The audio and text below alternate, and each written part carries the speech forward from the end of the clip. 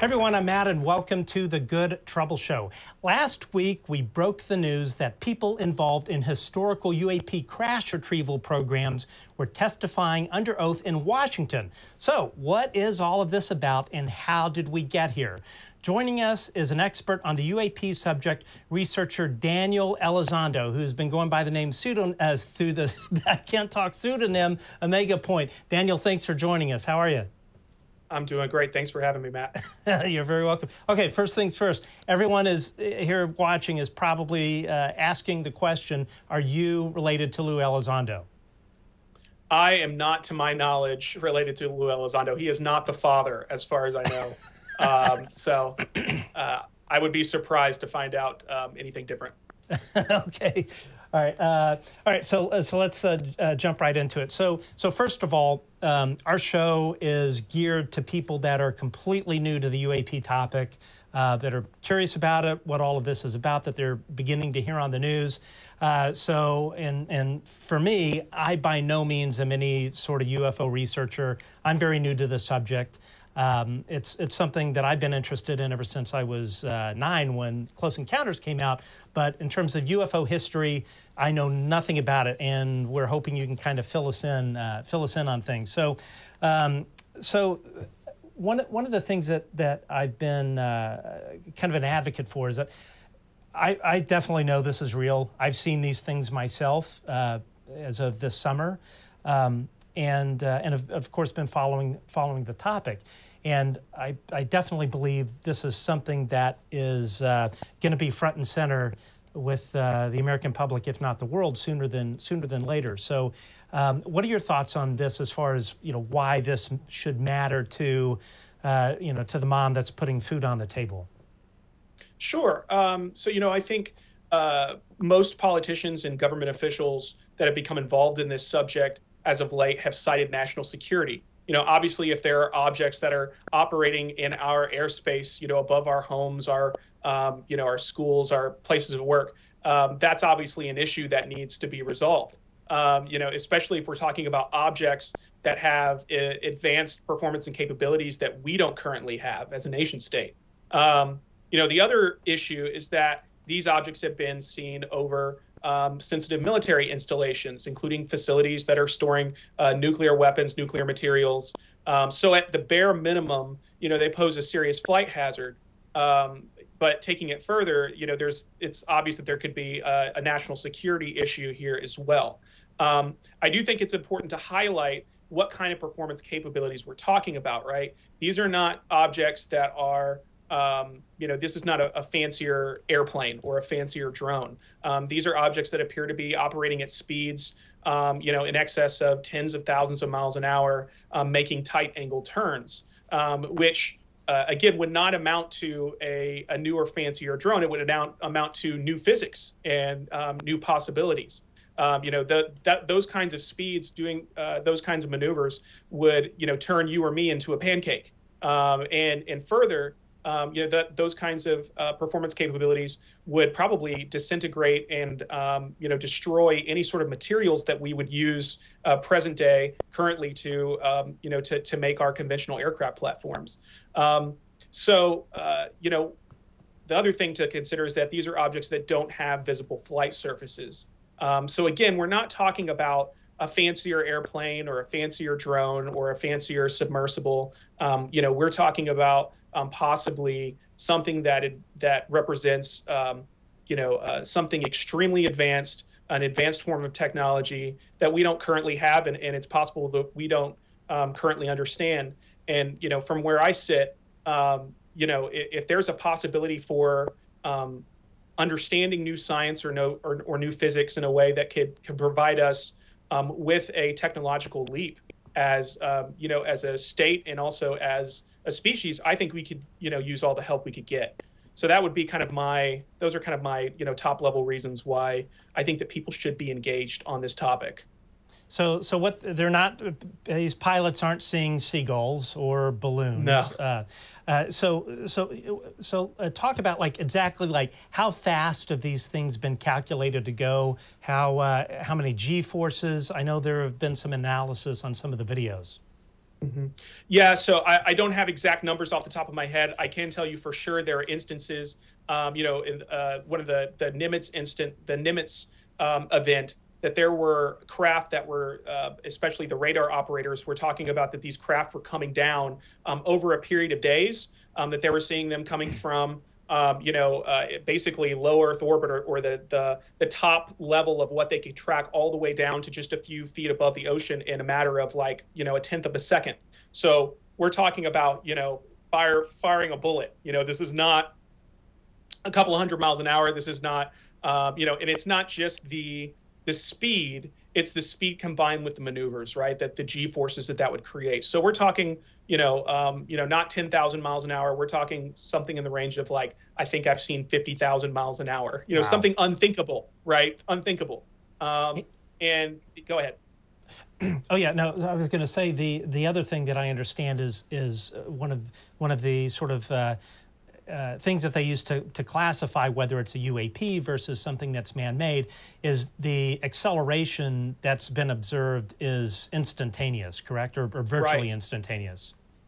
Right. Yeah. Normally, if you look at an object, you're able to kind of see it, accelerate. You're able to see it go from one speed to another speed, and that's sort of a gradual increase. Well, with these objects, it really does seem sort of like in the snap of a finger, they're from, nothing to thousands, tens of thousands of miles an hour, right? And that's not something that we don't currently have that ability, right? We have things that can go very fast, and for those things to make turns or perform any kind of acceleration, takes, it might take several states, right, for a craft operating, at the thousands of miles an hour speed to be able to make a turn. Whereas these objects are stopping on a dime. They're turning rapidly. They are, there's also the looking at them coming from one medium to another. Trans-medium vehicles is language that we're seeing now in discussions, both in the UFO community, but also up on the Hill as they look at new language. They are talking about trans-medium vehicles that can go from submerged in the water to air, and then all the way up into space, right, into orbit, and back again. And supposedly they have data, right, that show craft actually doing that, and that's just not something that we have to our knowledge. It's not something that you really see. Well, and I think one thing that you kind of hear from people is, excuse me, that Russia and China have both developed hypersonic technology as far as their reentry vehicles for their ICBMs. But the thing to understand is, yes, these things are going at hypersonic velocities, which UAP are being observed doing, but hypersonic reentry vehicles on any sort of delivery system does not have the capability to turn on a dime. They can change trajectory, but as far as instantaneously changing direction, that's not even next generation technology. That's like 1,000 times forward next generation technology. So there's no way it's anything like that.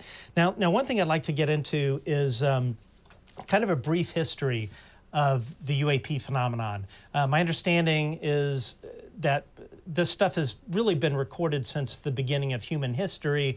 They weren't called saucers back then. I think in the Old Testament, Ezekiel called it a wheel or something in the sky.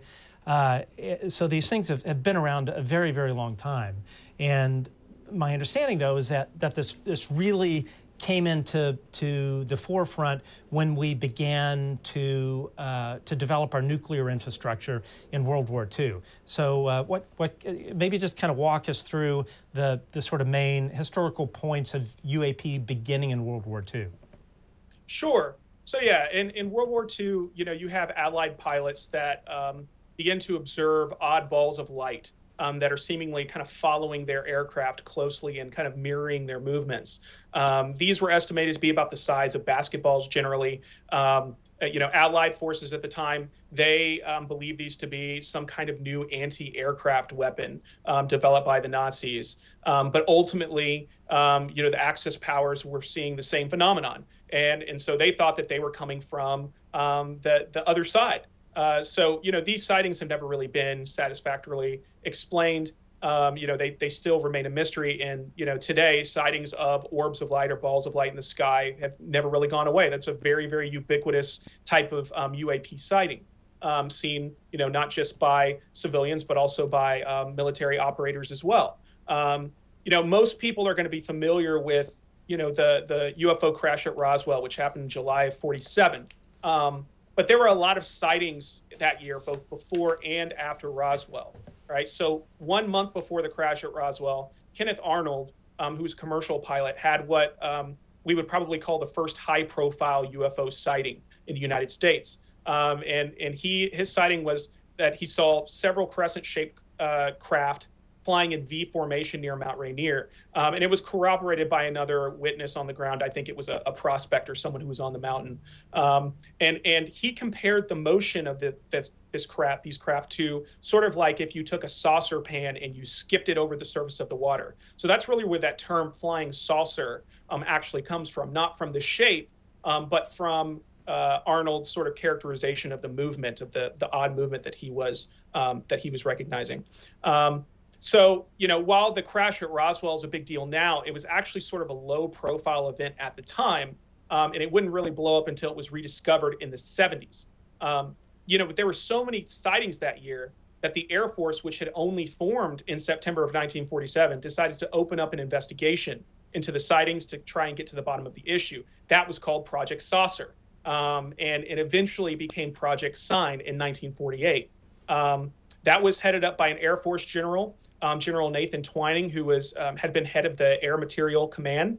And he's kind of well known in the UFO community because of a memo that he sent to another Air Force general in 1947, kind of explaining Air Material Command's sort of position or opinion on this, flying saucer phenomenon. And in that memo, he stated famously that the phenomenon is something real and not visionary or fictitious. And so, that's kind of a really big, that right at the beginning, that, they were taking this very seriously at the highest levels of the Air Force. So Project Sign was followed by Project Grudge in 1949. And Project Grudge was really more of a public-facing investigation that was sort of meant to assuage the sort of national concerns. There was a lot of public outcry about these sightings that were happening all over the country. And so they needed to do something about this. And so Grudge put out one report. And that report concluded that basically UFOs were the result of misinterpretations, mass hysteria, hoaxes, and there's this term that they use, psychopathological persons. So basically, I think I know a few of those. Yes, yeah, I think I know one or two as well. I think a few of them are on Twitter right now with right, yeah, UFO Twitter for sure. Yeah, there you go. So that basically they were even back then in 1948, 1 year after they had said that this was a very serious issue and it's real, they're already putting out basically sort of PR statements. Saying that if you see a UFO, you're just either mistaken, you're stupid, or you're crazy. And so, their official recommendation, their public recommendation was that the Air Force should sort of draw down its efforts to investigate UFO reports. Now, J. Allen Hynek, who was sort of a famous astronomer, was the science advisor on both Sign and Grudge. And he sort of criticized that project, really calling it out as more of a PR campaign than a scientific study. And in 1951, even though Grudge, even though Grudge had found that this was, all hoaxes and misidentifications and, crackpots and so on and so forth, the UFOs didn't get the message, right? Because the flap didn't stop. And, at the same time, there were, civilian UFO groups that were starting to gain traction and were drawing a lot of members and interest. And so, the Air Force decided to open up a more significant public-facing investigation called Project Blue Book. And so in 1951, Project Blue Book opens up, and Hynek stays on as a science advisor, and it's directed by Captain Edward Ruppelt. Ruppelt was also a big critic of what went on with Grudge, and also didn't believe that it was a very scientific study. And so it was seen as this was going to be a really serious investigation, even though it was public facing, to sort of get to the bottom of the phenomenon. But despite their best intentions, the project was sort of plagued with the same issues as Grudge, right? So the Air Force was not happy with their phone, honestly, with their phone lines being tied up with all of these reports and, being asked questions over and over that they frankly didn't have answers for. And so, there was pressure from the top down to solve or sort of debunk these cases quickly, to sort of take the wind out of the sails of some of those civilian UFO groups. And so this is where Hynek has been sort of lambasted over the years for, using, things like swamp gas, right? That came from him. And he was very conflicted because he wanted to, at least according to him, right, he wanted to, take this very seriously, but at the same time, there was a lot of pressure in order, to explain these things as quickly as you possibly can, to sort of, stifle public interest. So in 1966, the Air Force sponsors a UFO project at the University of Colorado, headed up by a physicist, Edward Condon. And there was a committee called the Condon Committee, and the idea was that this would be basically sort of a unbiased, objective committee that would correlate and analyze all of the data produced by Blue Book and produce sort of a report. And the issue here is that there is a leaked memo, sort of an internal memo between some of the people involved at the University of Colorado. They weren't happy that that the University of Colorado was being affiliated with this UFO subject, this study, and there was an assistant dean who wrote a memo. And I pulled this memo here because I wanted to read this because I thought your audience might, I think it deserves to be heard. But basically, Robert Lowe stated, and again, this is someone at the University of Colorado that's supposed to be a member of this objective study to look at the Blue Book data. He said, "Our study would be conducted almost entirely by non-believers who, although they couldn't possibly prove a negative result, could and probably would add an impressive body of thick evidence that there is no reality to the observations.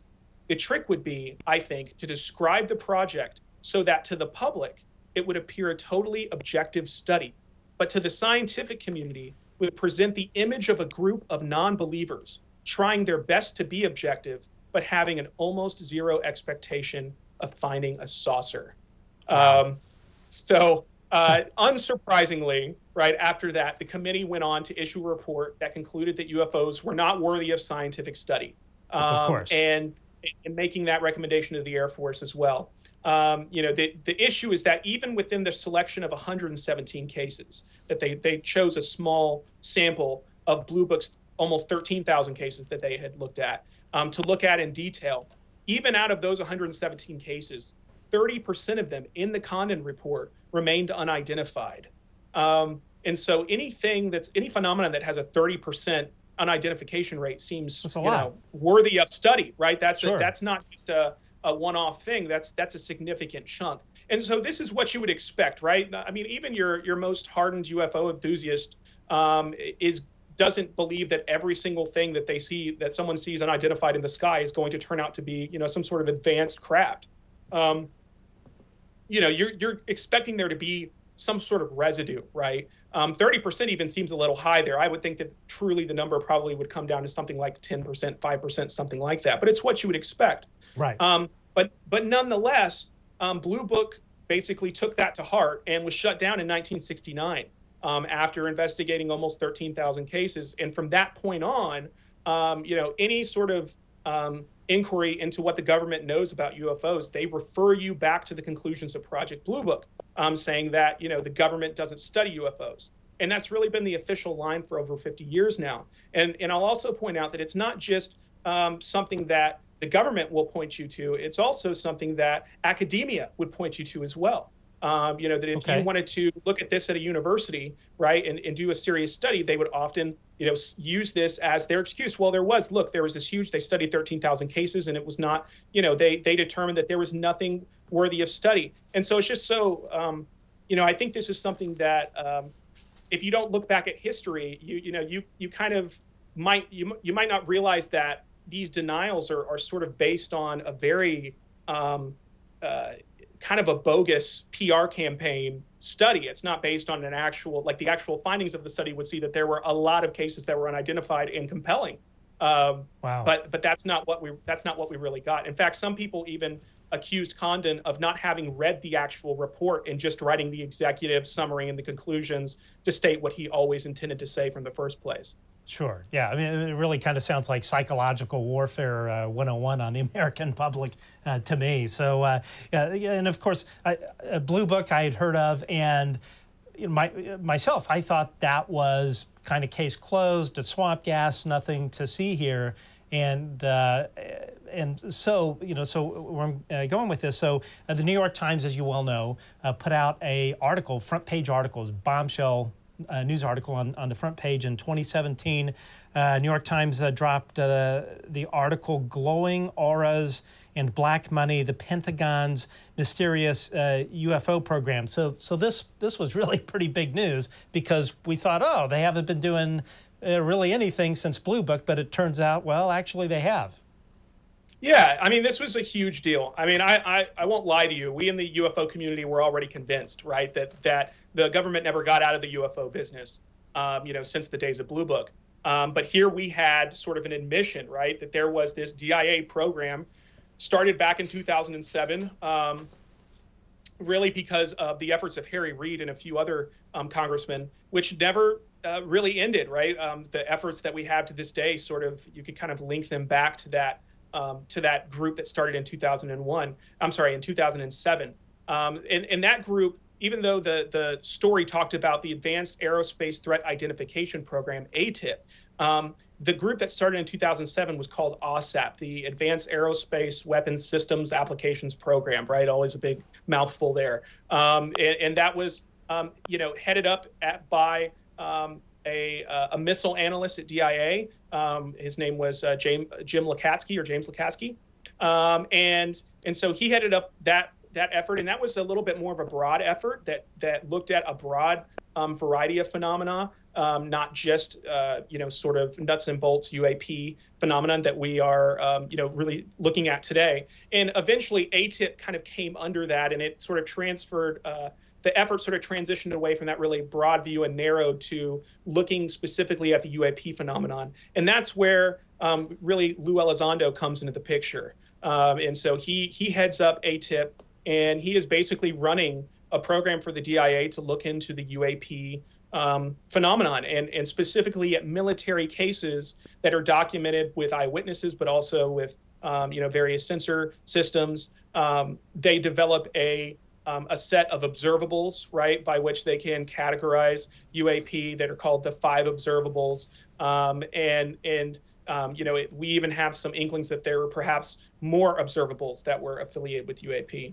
One thing that I think that a lot of people might be interested to see is that OSAP actually solicited some research, some scientific research. And basically the way they couched it is they said, we want to know in 50 years, what kind of technological advances are going to be relevant in these various fields. And so it was a way really to get experts, in these various, advanced physics fields and in the biological fields and different areas to write about some of the things that they, presumably were observing with UAP cases.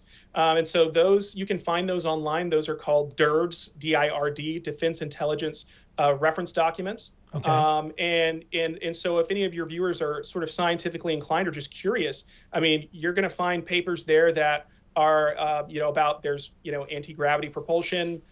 You have, there are papers. There's a paper about a really fascinating paper about close contact injuries for people who were exposed to UAP, sort of almost trying to reverse engineer some of that, the propulsion system on the craft based on physical injuries to people. Plus, you also have things like space-time metric engineering, right? So some really, some really wild stuff that they're looking at. Right. But these presumably are things that are associated with some of the things that they're seeing, right? They're not just looking at this on a lark. They are looking at this because they think that there probably are some of these factors in play based on the craft that they're seeing and the performance capabilities that they're seeing.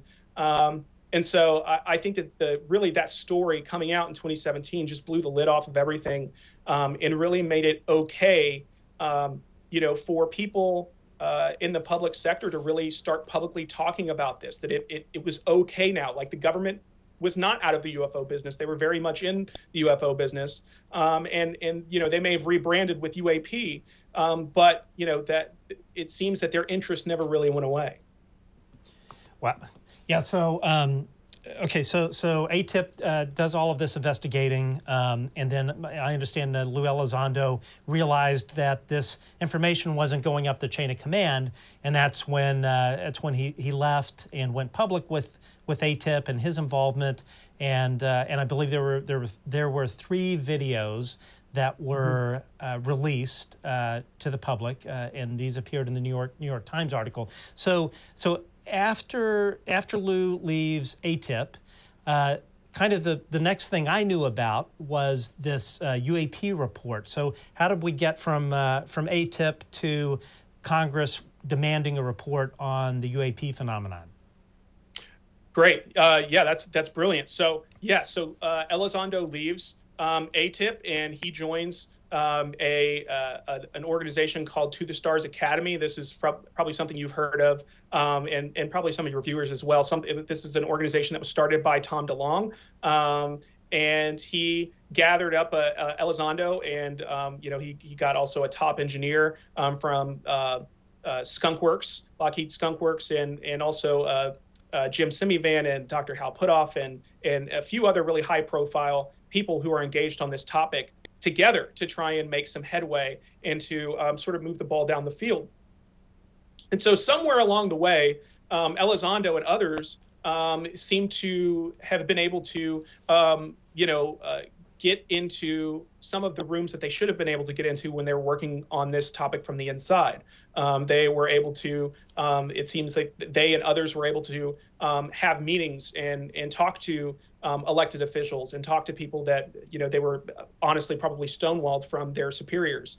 And so, it's important to know that, yes, we have these 3 videos, and these 3 videos are astonishing. But from what we understand, what we're hearing, and when I say we, I just mean the general UFO community is hearing, is that that these videos are really just the tip of the iceberg. And really they're probably just the tip of the iceberg. That they're among the least compelling examples of footage, but it's just what they could get released, so that's what they went with.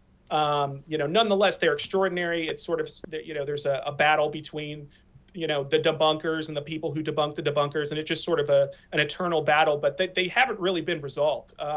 And you can even see, there have been people who have FOIA'd, internal email conversations regarding these videos, and even people within government.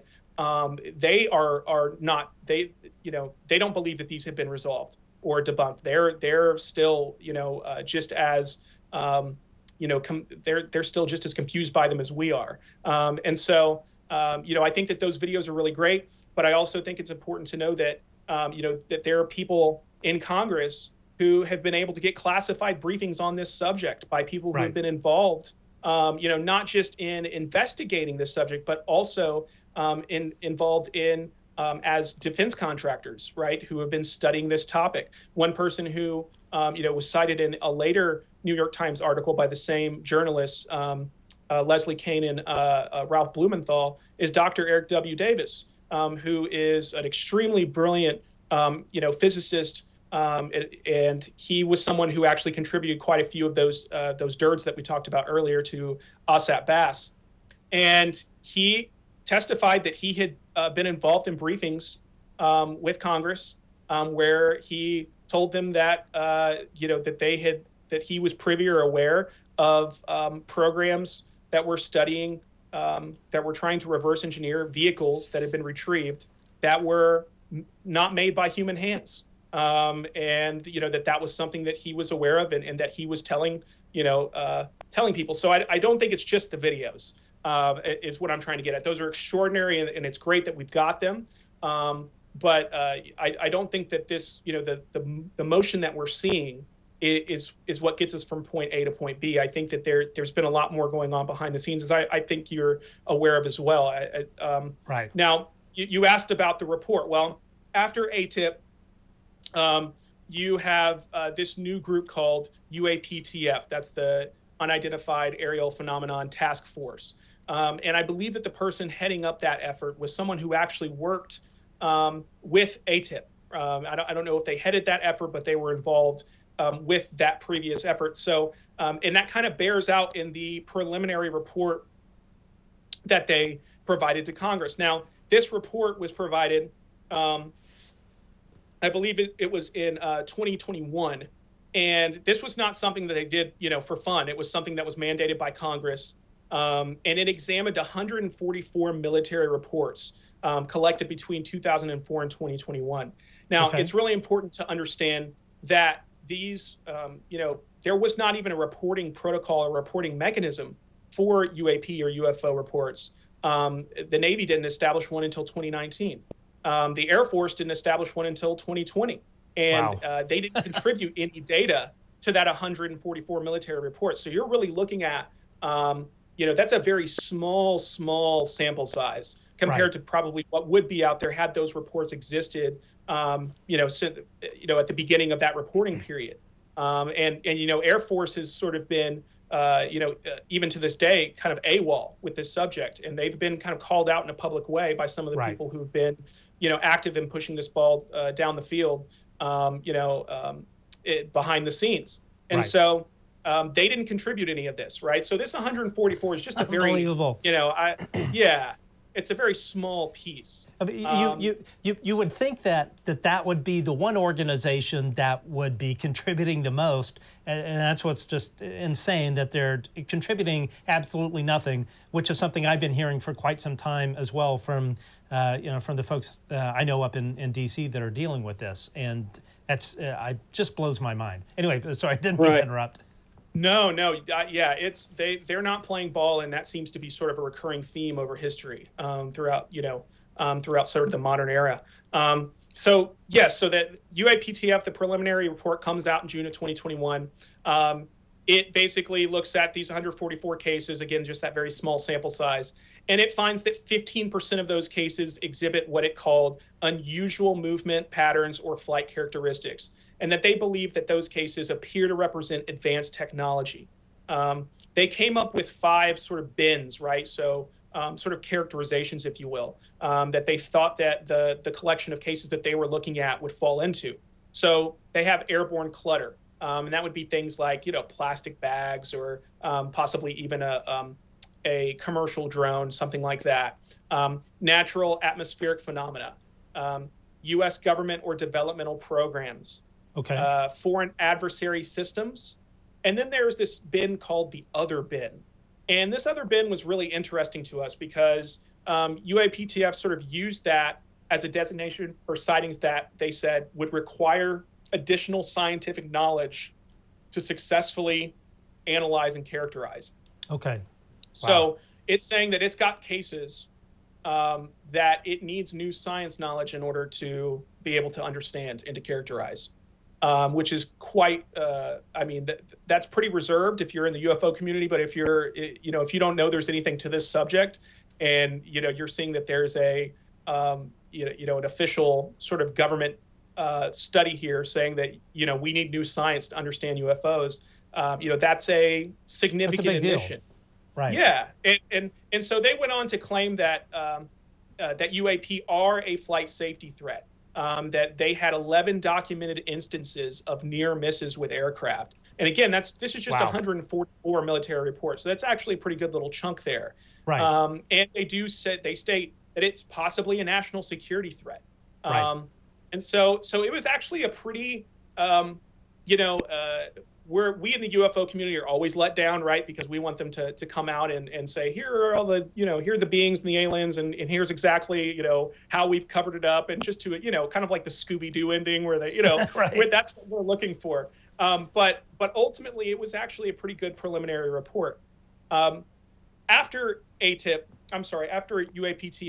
we have something called AOI MSG. I don't even want to read that acronym out. It was sort of an effort to by the government to sort of preempt what they knew was coming from Congress, which was going to be a mandate to set up, a better staffed and a better funded and a very serious effort to get to the bottom of the UAP phenomenon. They could do an even better job than UAPTF. Right, and this just so bring us up to our viewers. So this particular legislation was brought forth by Senator Kirsten Gillibrand, Republican Marco Rubio, Mark Warner. I think there were a couple of others involved, but the important thing is that it was a very bipartisan effort. And how I kind of took it was Congress realized, hey, these guys have been pulling the wool over our head. It's time to get at the truth, because obviously the DOD or IC, intelligence community, they were all burying their head in the sand about this this stuff that our men in uniform were dealing with on a near daily basis. Absolutely. I mean, you have to think, what sort of information and data are they seeing in these classified briefings that is getting someone like a Tim Burchette and someone like Kirsten Gillibrand on the same page? Right.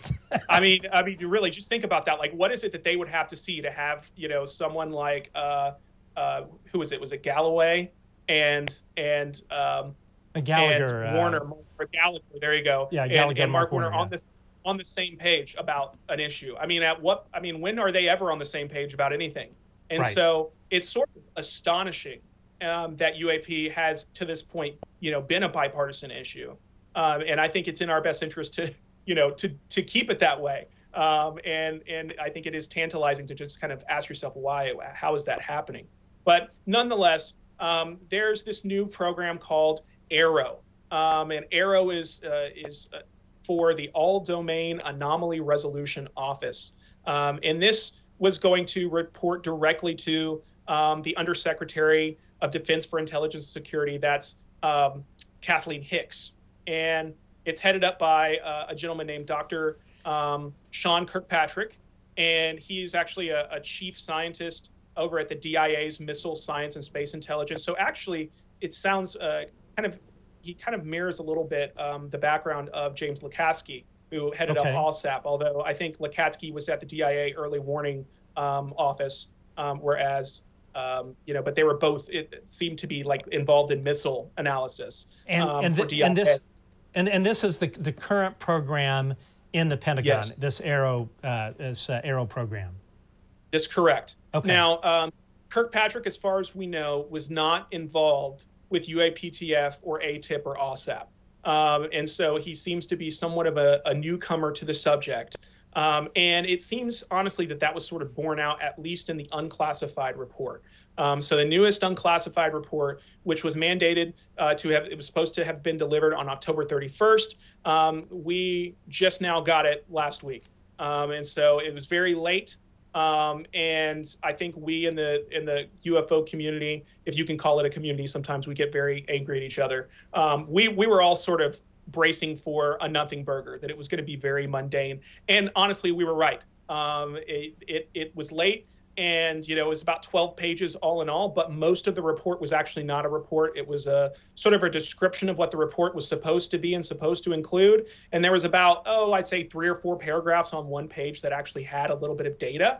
And so what AARO looked at in their one page of data was it examined 366 additional reports. And so this is additional reports that came either since the last reporting period, from the first preliminary report from UAPTF, or cases that happened from 2004 forward that had not been covered previously. So this is not including the 144 cases that were looked at in the preliminary report. These are new cases, 366 of them. And it didn't identify or claim to identify any of them. It characterized what it called, it gave an initial characterization of more than half of those 366 additional reports as unmanned systems, so like drones, UAVs, balloons, or airborne clutter, right? So your plastic bags, things like that. However, the remaining 47% of cases, not only were they not identified, they weren't even characterized. Wow. And again, they also did say that some appear to have demonstrated unusual flight characteristics, which is very similar to what we heard from that preliminary report from 2021. So all said and done, the second report really was sort of a dud. It didn't really give any data. However, it's important to know that this was just the unclassified version of the report. We don't know what the classified version said, what it included. I have not seen any reporting on that yet. It's possible that some's come out that I'm not aware of, but we have not seen anything. All we've seen is this sort of nothing burger, very vague. It seems like they were trying to give the public as little information as they possibly could get away with. But at the same time, I doubt that the unclassified report that they'd be able to get away with that, because those the people who are on these committees that have been getting these classified briefings for some time, they know, right? They've seen the data, and they've seen the videos, and they've seen things that you and I are not cleared or able to see. And so it's going to be a lot harder to sort of gloss over the relevant facts with them. And so I think it's important for us to kind of wait and see before we pass too much judgment on that report. But I will say that we were sort of let down. But at the same time, 47%. That's an awful lot of cases to sort of throw up your hands and say, well, we have the whole power of every agency you can think of we're working with, and we don't know what 47% of these things are. That seems like an issue that everybody should want to get to the bottom of. Everyone who lives in this country, right, should want to know about.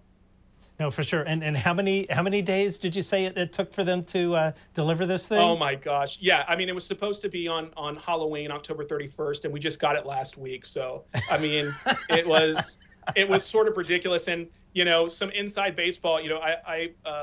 A colleague of mine and myself, we released some pretty thorough research. Over 200 pages of a PDF. It's called Loose Threads, that I think your audience will be interested in, kind of talking about how we got here, right? Mm-hmm. This group of people, this group of scientists and intelligence community officials who have been interested in this subject since the 70s, moved forward. And we were sitting on this thing because we were thinking, well, we got to get this thing out. We weren't sitting on it. Rather, we were pushing to get this out because we thought, man, any day this report's going to come out, and we want to beat the report, because once the report comes out, no one's going to want to read anything like ours. They're going to be, hand-reading for that, and they'll never look at it. And, we released it. We got it done right at 10 p.m. We released it at 10:30. And, it was like months later, the report came out. So we were glad that we got it out, but it was still, we felt really foolish for thinking that they were going to, actually deliver with any speed whatsoever. Right. Yeah. It kind of sounds like some of the papers that I was late on in high school that I got a D- for. So clearly the Department of what is this, ODNI? They're not doing too well with this stuff. So okay. So let's jump forward a bit with this National Defense Authorization Act that President Biden signed into law. And there were this NDAA, which is the acronym, and Lord knows the government loves its acronyms, but the NDAA had some really important provisions. One of the things that we're kind of leading to is this whole crash retrieval stuff.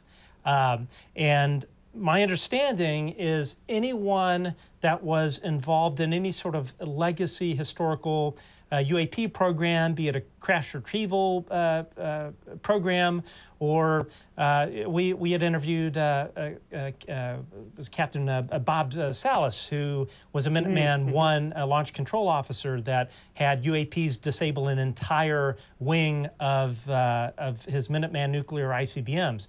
And people like that, after these events, or if they are if they're involved in any sort of program, be it in a official capacity or as a private contractor, they were all forced to sign non-disclosure agreements with the U.S. government. And what I understand with these non-disclosure agreements, if they broke the non-disclosure agreement, it was prison time in Leavenworth, $10,000 fine, loss of your pension, and loss of your clearance.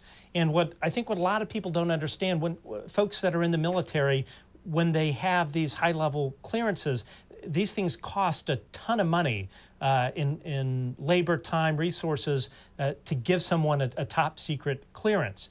And so obviously they have to maintain this clearance while they are in active duty in the military, but also this is the golden ticket for these folks when they leave active duty, and it allows them to go and work on classified programs in the private sector. So if you threaten to remove or downgrade someone's security clearance, that could really affect how you're going to feed your family. So it's a really big deal. So talk a bit about this whistleblower protection, and then let's get into the whole crash retrieval thing.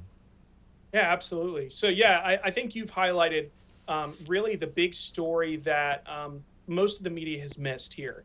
This report, like we've discussed, really offered very little. But the language that was passed into law in this new 2023 NDAA did set up a mechanism by which whistleblowers could report on classified government or private contractor UAP programs, and to come forward without fear of reprisals. And I think it's important to know that yes, there are those official, you could go to Leavenworth, you could incur fines, you could lose your clearance. There's also, probably with some of these things, the level of secrecy is so high, that there have been threats on people's lives and threats on people's families. Wow. And whatever they need to do, whatever they need to tell you to get you to not talk, that's what they will do. Right. And, it's important to know that on these programs, you've got the cost of the program, but sometimes the cost of security on the program can be in excess of 10 times the cost of the original program.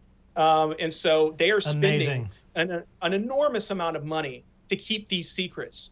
And this is not just the case with, UAP programs. This is the case with, many of these, top secret programs. But really what I want to get to here is I want to actually get into the verbiage of what the NDAA states that Congress is interested in. What kind of programs do they want to hear about? And before I read this, I want to really clarify, and I think this is something that you've heard as well, is that Congress is not, these committees are not adding this language.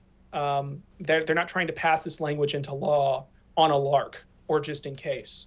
They are adding this language in. They added this language because they have already been in communication with people who, have been able to inform them in some sort of informal capacity that they were involved in these programs and that they've had already verifiable information.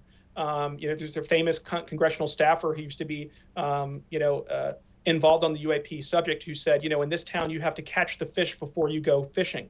And I think that this is sort of what we're seeing here. So with that kind of in the back of our heads, let's look at this, what they're actually looking for. They're saying they're looking for information about any activity or program by a department or agency of the federal government or a contractor of such department or agency relating to unidentified anomalous phenomena, including with respect to material retrieval, material analysis, reverse engineering, research and development, detecting and tracking, and developmental or operational testing, and security protections and enforcement.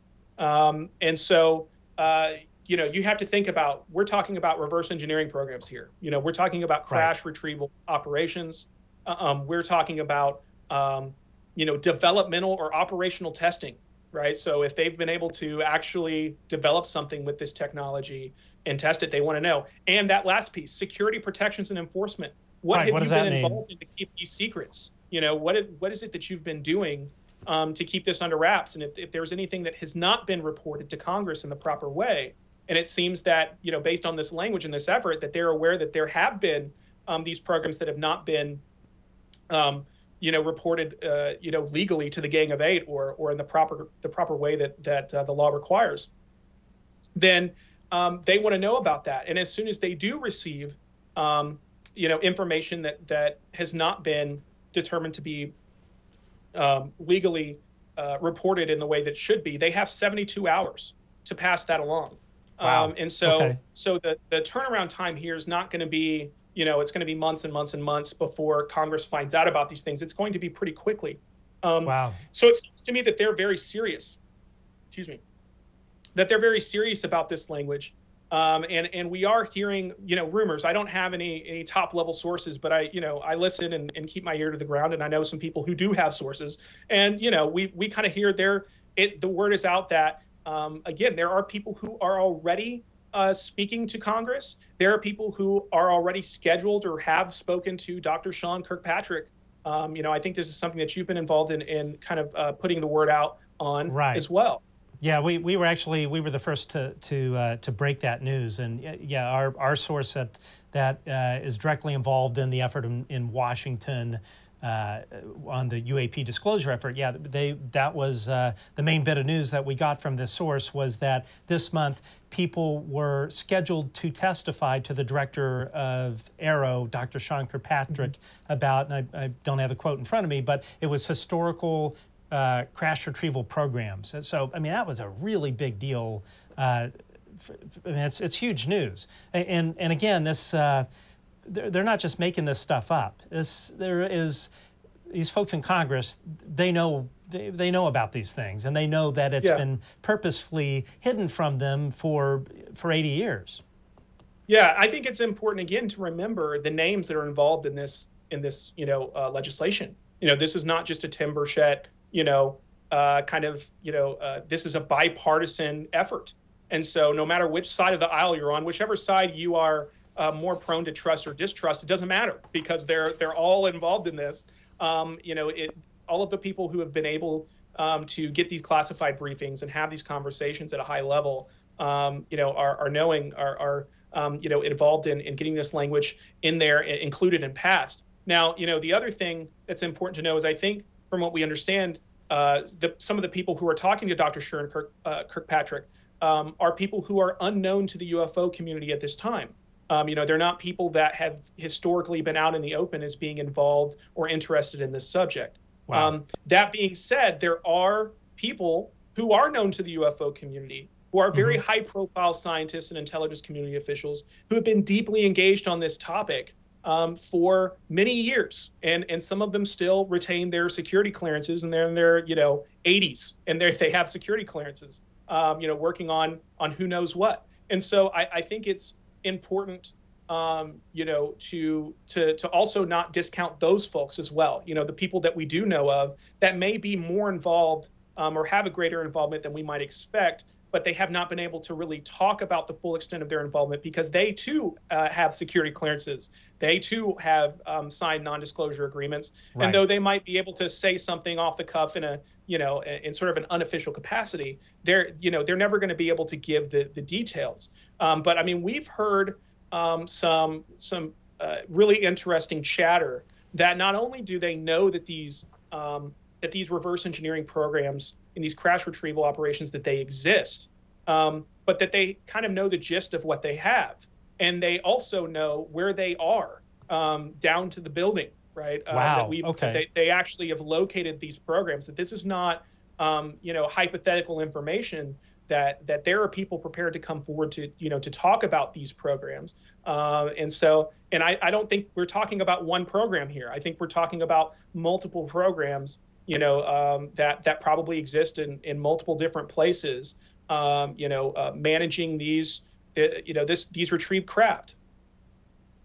So we're talking about Roswell, of course, and there was another one I think we talked about earlier, Trinity, where the government came in and they recovered these crashed craft. So I can't talk. Crashed craft and whatever was in them. So, one thing I think a lot of people wonder is how would this have been kept from Congress, the American people? I mean, something that big, like how are they hiding this whole thing? How are these programs unknown to Congress, and what are the mechanisms? Has it been like a shell game of moving things around? I mean, and obviously this is all conjecture, I would think, but what is your best analysis as to how they've managed to illegally hide this from Congress? Yeah, so I think you're kind of right on the money there. And again, it is conjecture. We don't have the straight story, and it's possible that if there are multiple programs, that there are multiple ways to skin a cat, as terrible of an analogy as that is. You do have, if you have, let's say, a program that has a craft, and let's say that they are not able to make any headway on the craft because you've only got a few people that are read in, and if they run into a problem, then they can't go out and get external help very easily. They can't call someone, at the university down the road to say, hey, I've run into this issue. Can you lend your credibility, right? That it's very, very tight. They don't like bringing in new people. And so the bigot list, the amount of people who are able to, that have the requisite security clearances and also have a need to know, that's a very small list. And there's a sort of an analogy that's used, the Raiders of the Lost Ark, the scene in the Raiders of the Lost Ark where at the end they put the Ark of the Covenant, it all goes into this massive warehouse, presumably to collect cobwebs for years and never, to be looked upon again. Well, it seems the people that seem to kind of know about this, the people who've been engaged on this topic, sort of on the inside of the government since the 70s, anytime they talk about this, they keep on going back to this Raiders of the Lost Ark metaphor. And it seems that, they're trying to communicate that they're not making headway on these craft. And so, it's not something where you have hundreds and hundreds of people coming to work on a craft every day and, going home and lying to their wives and families, about what they do. You're talking just a few people, a handful of people on each of these programs. And if they're not able to make any headway, they might say, you know what, we're just not at a point in history right now where we can really make any headway. Let's just basically put it up, make sure that nobody looks at it, and we'll come back in, let's say, 8 to 10 years and revisit. And so then you're really only looking mainly at security personnel, right? And so there aren't massive amounts of people that are involved in, I don't believe, that are involved in these, these programs to reverse engineer these craft.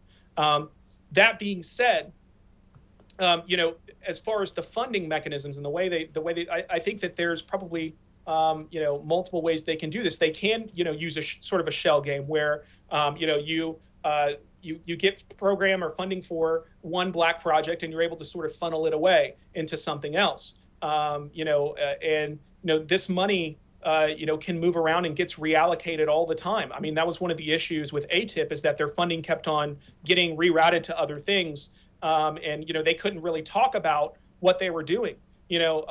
It's very common if you're working in the intelligence community or you're working in the military and you've got a clearance and you're working on these secret programs, especially if they're unacknowledged special access programs or waived unacknowledged special access programs, your boss, your superiors may not have any notion of what it is that you're working on. That's not shady. That's just the normal way of doing business. That's how that works. And so let's say that's how it works. And so let's say you've been working on, this legacy, crash retrieval program. You've been kind of the liaison, let's say, between DOD and this program, and you retire, right? You've been doing this for 20 years. Nobody knows about it but you. You're the point man, right? And you leave, and then you go to work for that that contractor. And why wouldn't you? You have the clearance to work on the program. You have the need to know, and at the same time, you have the experience. They know you, they've got a good relationship, and you basically become a company man. And let's say that company says, you know what, don't tell anybody about that, right? That no one else needs to know about that.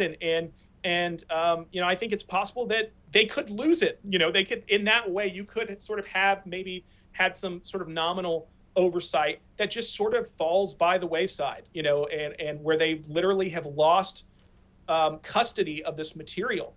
And I do think that that's I don't know that that's happened, but I think it's very easy to see how something like that could happen, given the extraordinary secrecy and the stovepiping that goes on with these programs. Right, right. And it's also possible that there are private contractors and private corporations, defense contractors, that are funding these programs now, not using government funding streams officially, right? That they could be using revenues. Wow. Okay. Let's say if you're Northrop Grumman and you're making all this money, tens of billions of dollars for the B-21 Raider, and you want to funnel some money off to do some future R&D, I think that you could do that. And if there's no liaison that's connected and is checking on that, or maybe there is a liaison, but he's not feeding the information up the chain like he's supposed to, then it's who's really making the decisions. It's not the U.S. government. Right. It's a corporation. Right. And so, of course, it's, then it's going to all be about money. One of the things I had always heard was that that was actually the one of the vehicles or methods for hiding this from Congress was to stash it away in private aerospace where there is no oversight, and they've got this unlimited fountain of money coming into it in the way of black project funding, but this was kind of the main method to hide it from Congress versus if, let's say, this thing sat in NASA or something like that, I would think it would eventually get back to Congress. So you stick it in a private corporation, it's off the books, it's off the radar from people on Capitol Hill. Yeah, absolutely. And I think the other factor to think about is the Department of Energy. One of these cases that that we're talking about recently is this 1945 case that happened in San Antonio, New Mexico, the Trinity crash, which was an avocado-shaped craft, came down at a ranch and was witnessed by some young children there. And subsequently the Army came in and built a new road and put in a new gate and took that craft away, and over a period of weeks took it all away and hauled it off. Now, the interesting thing is when they went back to look for documentation on that case, the researchers, they actually found documentation in AEC files. AEC is the Atomic Energy Commission. Wow. And so it which is the precursor to the Department of Energy. Now, this is important, and it sort of makes sense because, as you've noted already, these crashes are happening sort of around nuclear testing sites, nuclear testing facilities. And indeed, the Trinity crash happens very close to the Trinity testing site. And so it does make sense if they needed an organization that knew how to deal with extreme secrecy. AEC would be it, because they had managed the Manhattan Project, which was sort of the first really serious stovepiped secret project, right, where things were sort of born black, right, born highly classified and secret. That's where that kind of concept sort of, is born. And so that's where your top scientists are working. That's where you have these massive testing ranges and things like that. And if craft are coming down that you think are extremely advanced and that they have some sort of new and fancy propulsion system, it makes sense that you would have thought nuclear. You would have thought that this is where it needs to be. And so documenting that even back in 1945, that AEC was keeping files on, that 1945 crash, that incident, is pretty extraordinary, because there have been whispers in later crash retrievals operations and later programs that there has been DOE involvement. Now, how that benefits secrecy is the fact that they have their own classification system that is separate and apart from DOD's regular classification system. So there might be people who have very high clearances, even within Congress, to discuss all kinds of secret programs, but have no clearances whatsoever to talk about anything regarding DOE or anything classified within that separate system. Right. Well, and the other also. Oh, sorry. Go ahead. I was going to say that also the DOE is one of the programs that has been mandated and required to cooperate with Aero, and so they have been named as a government program, that is of interest to this UAP effort. I did not know that. Wow, that is interesting. Yeah, and what I was going to bring up is one of the things that I've heard is that the whole UAP issue, especially in terms of crash retrieval, it has the same, if not higher, classification level as nuclear weapons designs. It doesn't get much higher in terms of classification level than the UAP subject, especially in terms of recovered crashed vehicles. Yes, there's another famous memo where, and this is way back, I think it was in the 50s, where they said that I believe it was a Canadian scientist who was sit down to a Canadian official of some sort who was sit down to, I'm blanking on the name, I'll remember it in a little bit, but he said that based on his findings that he was assured that that it was the UFO topic was the most highly classified, subject, in the United States. It classified even higher than the H-bomb, which sort of indicates, right, that who was dealing with the H-bomb was the AUC, right? Right. And so it goes back to that atomic connection. And so that might be something that the average person would never think the Department of Energy, right? Something that Rick Perry was over, right, for many years. I don't know if he still is or not. I assume not. I hope not. I don't follow. God, I hope not too. Right. That they would have anything to do with UFOs. It's sort of a brilliant, thing to do. Yeah, because that would be the one thing that I certainly never thought of that. I figured, it's stashed away in the Air Force on Area 51 or whatever. Mm-hmm. So, and it's it's interesting that you bring that up. I saw an interview with Christopher Mellon, who was let's see if I can get this right, the former Undersecretary of Defense for Intelligence, I believe under George W. Bush and President Obama. And he was talking about how some of this stuff would get stashed away. That's my recollection of what he was saying. But the thing that really stuck out, he was talking about all the black projects in the can't talk, the Air Force or military. But then the last thing he said was something along the lines of, the Department of Energy, they have hundreds of black projects. And I was like, wow, I never would have thought of that. That doesn't, to me, it didn't make any sense. But if you're going to stick this stuff in a place that most people aren't going to think to look, DOE, Department of Energy, completely makes sense. Yeah, that's correct. Yeah, I know exactly what you're talking about, where he's talking about there are two different galaxies of classifications, and while he might have been really privy on this one end, he wasn't necessarily as read it. And so, it's been really interesting with him in particular. He's someone who's supposed to be read in at that point in time when he was serving, to all of these programs and oversight. I think he was at one point number 2 in the DIA, and so he was someone who always said, if that existed, I would have known about it. That was something that he was saying up until just a few years ago, and he's changed his tune. He has notably changed his tune to say, I should have known about it, but I didn't know about it. And that's what we've heard from other people too. There are a lot of people who've been engaged on this who have said, well, if that existed, I would have heard, I would have known. And then one day they find out that it did exist, and they should have known, but they didn't. Right. And that's the key. And the next question I'm going to get to is, why are they covering this up? But if you think about it, what you were just talking about, what better way to cover it up than to keep it from the people that really should know? Because one of the things I've understood is there have actually been presidents and secretaries of defense that weren't read into this. So what better way to debunk it than to, for you to go and interview Christopher Mellon, and he says, I never knew about that. Obviously, now he does, but that is the perfect way to cover this up. I mean, it really is. Yeah.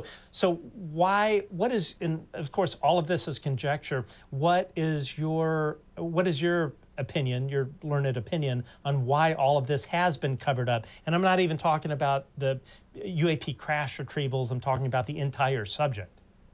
Yeah.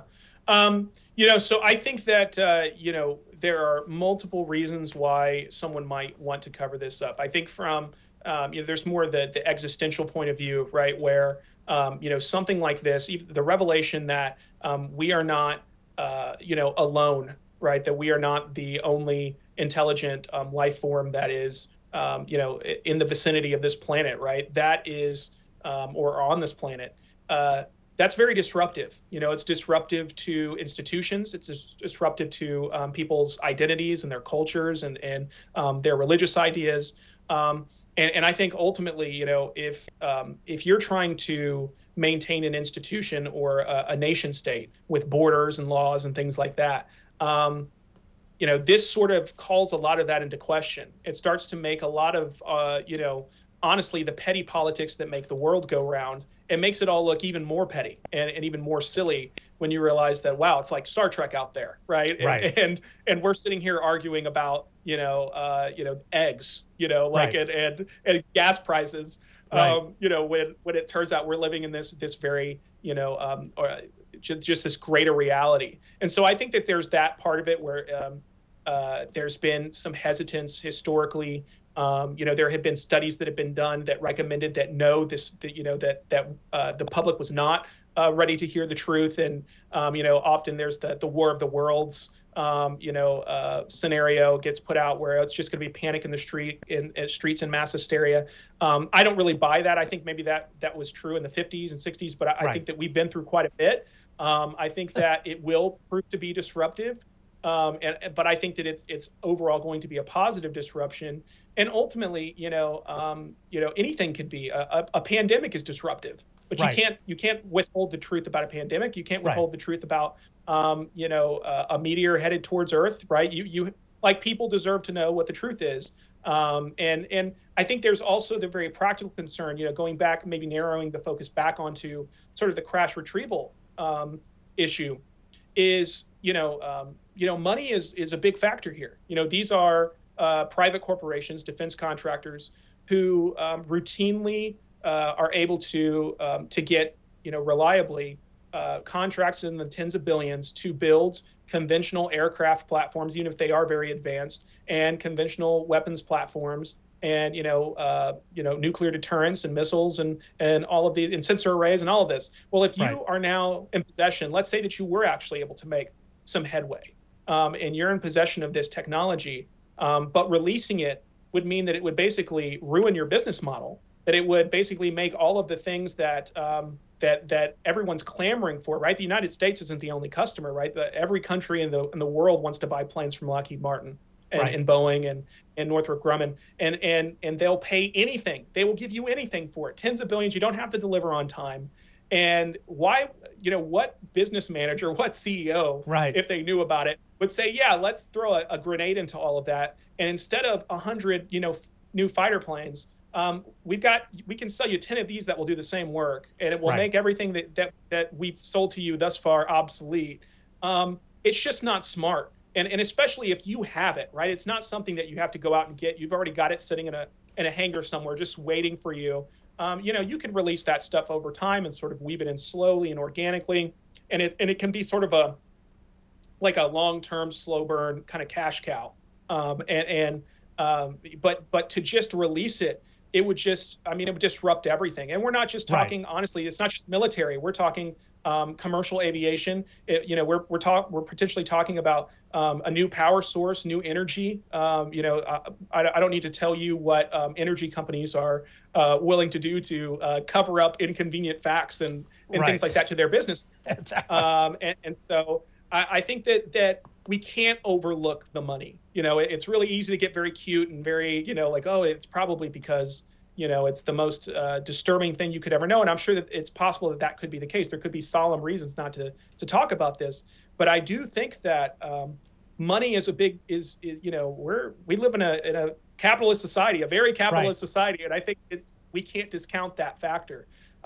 There's also the issue of, if you make this a historical conversation, which that's something that, even though I very much respect all of the people who are pushing the ball down the field, they very much want to keep this recent. They're looking at cases from 2004 forward, but they're not going back. They don't want to talk about the 1950s. They don't want to talk about the 1940s. They're band-aided to do it now, thankfully, but they don't want to have that conversation, because to have that conversation would mean that they would have to divulge that, yes, we've been keeping this fundamental truth that belonged to not just the country, but to humanity under wraps, and probably have been pressuring other allied nations and adversaries, even, kind of playing chicken with them, to keep it under wraps as well, so that we can keep, pretending to play this game, that this reality that we're all living in and profiting very well from, that this to basically uphold the status quo, that we've been doing that. And it's possible that they did illegal things to do it, right? That they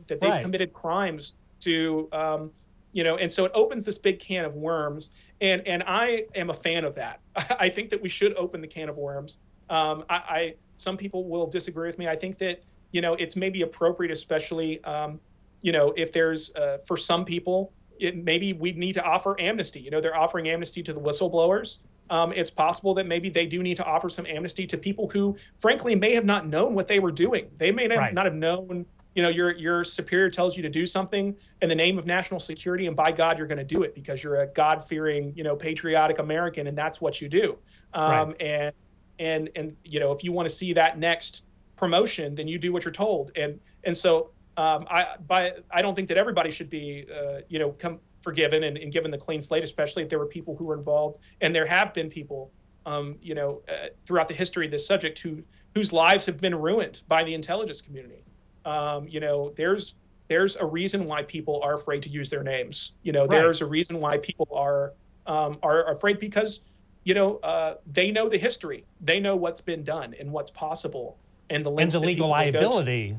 Right, the legal liability that the United States government is opening themselves up to, if all of this comes out, as far as how much I can never say the word obfuscation and the literal destroying of lives. I mean, you think about it, you know, going back to, you know, Blue Book and Project Sign and all of these things. The government is basically saying, oh, if you've seen this, you must be batshit crazy. And, you know, so you think about pilots, people with security clearances, marriages. I mean, I can't even imagine the personal toll this would have taken on probably thousands of people due to the misinformation, disinformation, psychological warfare campaigns that the government has clearly been doing for 80 years. Yes, yeah. I mean, and you've nailed it. And I think that, you know, it's important, even going back to the historical positioning of the Air Force, you know, that back during Grudge, they had made the decision that, you know, they told their, you know, their personnel not to discuss UFO incidents and cases unless they had already been solved or identified. And you know, you almost see here with some of the reporting that we're getting, I mean, Air Force isn't playing ball. Right. But what does the media focus on? You know, and not you, but I mean, but certainly a lot of mainstream, you know, very large outlets with huge platforms, they're focusing on, well, oh, most of it's all identified, but that's not really the case, even in the numbers that they reported themselves. So we're almost seeing the same sort of thing that was happening with the Condon Committee, perhaps even worse, where you have this high number of cases that have been unidentified, and yet they only want to focus on the identified cases. And Congress appears to have had enough of that. They even changed the term UAP from unidentified aerial phenomena to unidentified anomalous phenomena, to really sort of drive home the point that they want to look at the extraordinary, anomalous, advanced cases. They don't want to look at, they don't care about the balloons and the airborne clutter. And nor do we, right? Those are, I mean, obviously we care about flight safety, but I mean, balloons are probably not, you know, not that big of a deal. But it's a complex issue, to be sure.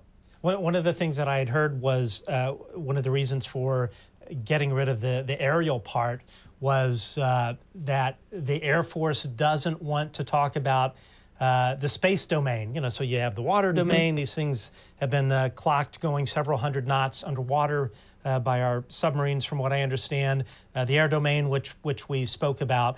But what I understand that they do not want to talk about is the space domain. And it's something that Christopher Mellon, who we spoke about earlier, has brought that up a couple of times. And during the UAP hearing, that was one of the questions that he was hoping our lawmakers would ask, because if the Air Force, who is in charge of our space domain, says, yes, we're seeing these things traverse our atmosphere, then you know it's not a seagull, you know it's not a balloon or anything ridiculous that these debunkers put out there. I mean, that really seals the case. So that was one of the things that one of the reasons I heard for them changing that, because had they not, then the Air Force could have said, you know, we're just talking about the aerial stuff.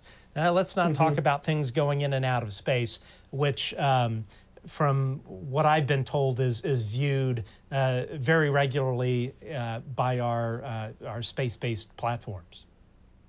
Yeah, absolutely. You've nailed it there. I mean, we've got, you know, we've got sensor arrays, we've got passive radar that can see objects in low Earth orbit, tracking hundreds of thousands of objects at one time that are the size of a basketball or smaller even.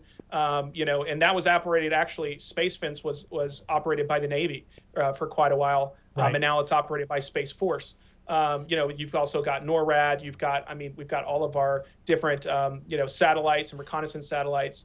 And so it's just becoming harder and harder and harder to obfuscate and to gloss over the facts. And I think that, we deserve the data, and it's very, basic to say, but I mean, we do pay for all that stuff. It's not like that stuff grows on trees.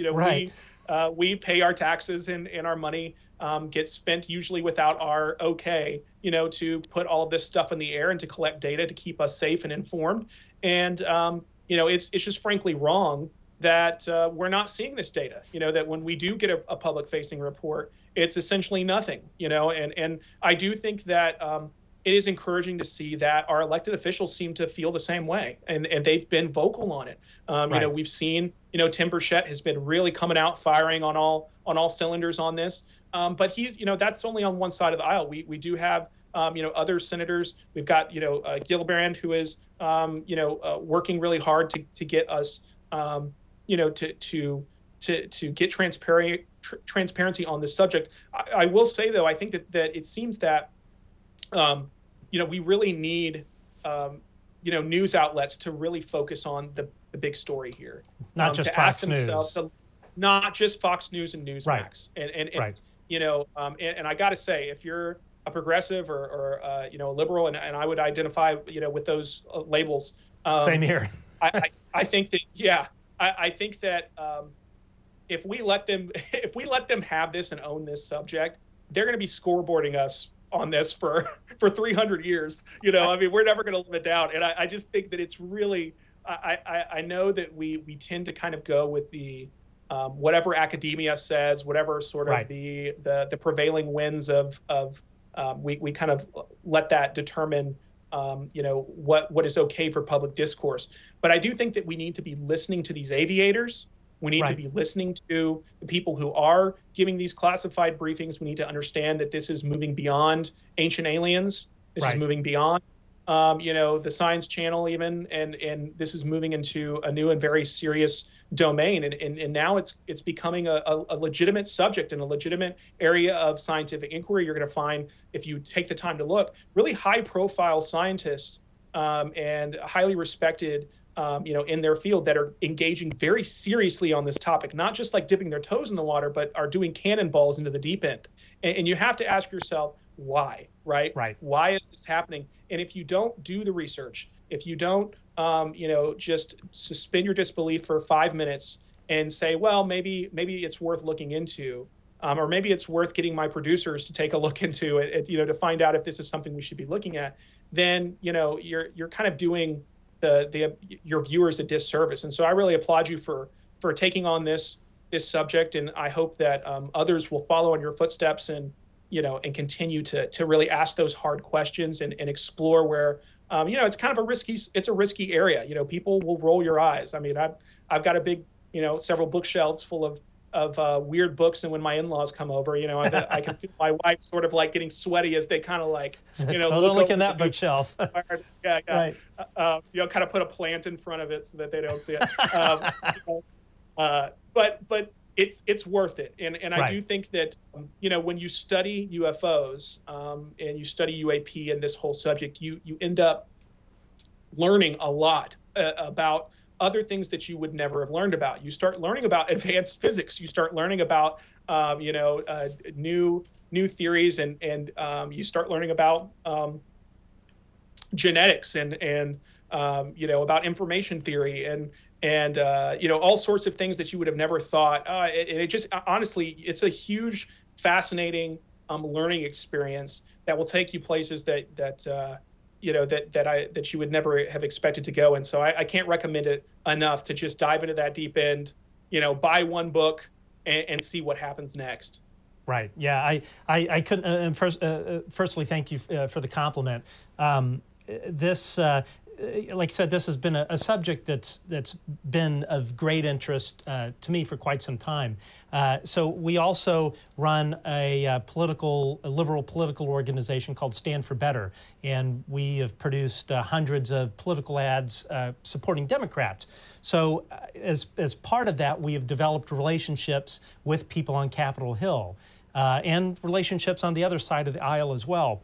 And when I really sort of became interested in this was around this time last year.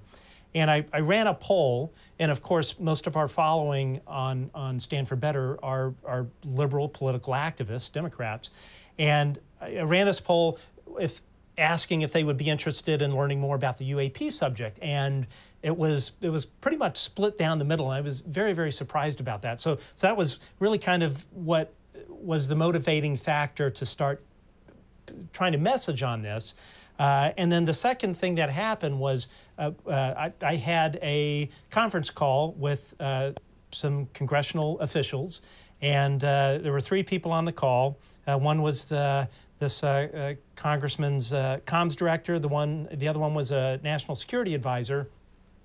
And they said, okay, what do you want to know? This is all off the record. And so I asked a bunch of questions, a lot that I can't talk about here. But one of the key things that floored me, and of course I knew all of this was real, but not, really to my core, was they said that these things were being observed by our space-based platforms. And then the other thing, and I believe it was a national security advisor said, was that we may never know where this is from. And by that he was talking about this is not a human. This isn't a human intelligence. So, wow. Which leads me to this question: what do you think it is? Yeah, so I appreciate that opportunity to kind of talk about that. I think my answer to this question is at this point yes. So what I mean by that is anything that any idea or theory that someone puts forward. I tend to think that right now there's so much diversity in the data that it makes sense to just say yes. That the extraterrestrial hypothesis is the one that most people know about. It's actually probably the one that is least in vogue with the UFO community, or it's kind of trending downward, if you will. Most people, I think they're fine with that hypothesis. There's also something called the crypto-terrestrial hypothesis, which is the idea that there are basically another race of humanoids that have that are native to this planet, that either live within the earth or under the oceans, and that might make some sense, especially considering that a lot of these beings appear to be concerned with keeping the planet safe and not melting, and preventing us from destroying ourselves, or at least they seem to be messaging on that, if you will, to the people, the experiencers that have contact with them, and they're ubiquitous throughout history, right? It's not a modern mystery. This is something that goes back millennia, and so right. I think that's a really interesting hypothesis that I like, the crypto-terrestrial hypothesis. There's also something called the ultra-terrestrial hypothesis, which is basically kind of dealing with beings that are accessing kind of our realm, if you will, from other unseen realms, or extra dimensions, or traveling interdimensionally, which sounds really, really wild. But at the same time, I mean, if you look at our recent, scientific discoveries of the last, 20, 30 years, I mean, this is not really science fiction anymore. It's scientific fact, right? Right. And so, it seems like we may be looking at, some sort of intelligence that is able to produce quantum effects at macro levels, right? Things that only happen in the, at the smallest particles. They're able to somehow get that effect with their craft and their technology. And so, I think that extra dimensional kind of aspect is another piece to this. There's even something called the extraterrestrial hypothesis, that we might be looking at, a race that, or a beings that are, or an intelligence that is able to, warp space-time metric, and that they're able to somehow travel back and forth in time. That if you can manipulate gravity, you can also manipulate time. And so it's possible that, we're actually interacting with future humans, from thousands or millions of years into the future, which is really wild. Right. And so, I like to reference Star Trek a lot because, Star Trek isn't really just about aliens. If you said, oh, it's all just about extraterrestrials, it really isn't. I mean, Star Trek, if anybody, especially the Next Generation, we're not just talking about, extraterrestrials. We're talking about like everything you can possibly think of, the kitchen sink. And I just think, honestly, that's fun. And so that's what I subscribe to. I say, yes, the more the merrier. I don't really know. I don't think it's wise at this point I really sort of stray away from one size fits all answers. I think, we're probably dealing with multiple things here. But whatever it is, I'm interested, and I would love to know. I think that we would all love to know, and I think that that we can handle it, whatever it is, whatever it turns out to be. It might be rough for a while, but we'll pull through, and I think it will be better off for it. I totally agree, and again, I think one of the big takeaways with everything that's going on with Congress isn't just making this up on a whim. They're not going to spend millions of dollars on something that is, could be seagulls or whatever. They are receiving testimony from people, credible people that have dealt with all of this. So they don't make these laws in a vacuum. And just want to quickly touch on what you were talking about media. So yes, you are seeing right now the majority of the television media is on Fox, and I think there was another news outlet you were talking about. The mainstream media, the liberal media, or however you want to call it, they've got to get on board with this. They're completely missing the boat. And then you have on the opposite spectrum, you have Hallman Jenkins of the Wall Street Journal, and who's the guy from New York Times, Julian Barnes, that are publishing these pieces that, in my opinion, and I think a lot of people would agree with this, that are very informed on the subject, borderline on disinformation. I would take whatever these guys are putting out with a serious grain of salt. I'm frankly surprised they are even employed there. One publication that I would highly recommend people look into if they're interested in the subject, and I think everyone should, is the Liberation Times. There's oh my God, I'm blanking. Christopher Sharp is a wonderful journalist based out of the UK, and he, in my opinion, is doing the same work that was done by the journalists that broke Watergate. And I guarantee you, when all of this comes out and the top is about to be blown off, he will be the guy that will be looked upon as, and there are other journalists as well. I don't want to start naming names because sure enough I'll forget, but there are a handful that are really covering this topic with the journalistic rigor that it deserves. So anyway, and I want to also touch on you spoke about this earlier, your Loose Threads research project. It's a very long PDF, but it is so incredibly well researched, and it lays everything out in a very logical order. We'll put a link to it in the description of this video, but then also, how can people find you on social media? Yeah, so I'm really active on Twitter. You can find me at Omega Point. Omega is a 0. And you can search me there. I also have a Medium, so if you just Google Omega Point Medium, you'll find my page. And yeah, I would highly recommend, if you are interested in the subject, that you check out Loose Threads. It's a really great sort of a fun deep dive into this group of intelligence officials and scientists that have been sort of working together since the 70s to really get us to where we are today. And some of them are still active in the current effort that's going right now. And so if you kind of want to know how we really got from there to here, where this came from and what they found along the way, then that'll be a really interesting read for you. And it's completely free, so it's hard to argue with free. Right. And you will know a lot more about the subject after you've read that. I don't know if it'd make you an expert, but it would definitely make you pretty well informed once you've on at least the basics of a lot of these different aspects and these different people that are really important to where we are today.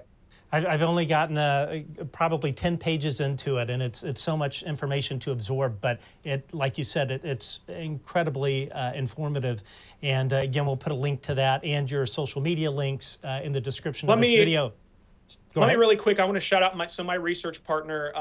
He goes by the Hermetic Penetrator, and you can find him. It's fun. He collaborated with me on that, and it was sort of a group effort. And so, if you are interested in the subject, I highly recommend checking him out as well. And yes, I want to Chris Sharp. I absolutely 1000% agree with you. I think that Chris Sharp should be writing for the Washington Post or the New York Times. Totally. And so if anybody out there is listening, you need to call that guy on the telephone, and you need he needs to be on your bylines. He needs to be writing for you. I completely agree. And I think these folks need to send Hallman Jenkins and the other guy a pink slip, in my opinion. Yeah, make them freelancers. Yeah. Exactly. But anyway, thank you for your time. And folks, if you enjoyed this video, what really helps us out, if you're on Twitter, give us a retweet, a follow, and leave a comment. Same thing on YouTube. Subscribe to us, leave a comment, give a thumbs up. All those sort of things pushes these videos up in the algorithm and gets the word out. And really, with a subject this important, everyone, we all need all the help that we can get because the folks in Washington and Congress, they are hard at work, and they deserve our support on something that is literally life-changing. It certainly will. So, Daniel, thank you very much for your time, and look forward to talking to you soon. Thanks so much. I appreciate it. Okay, guys, we'll see you next time.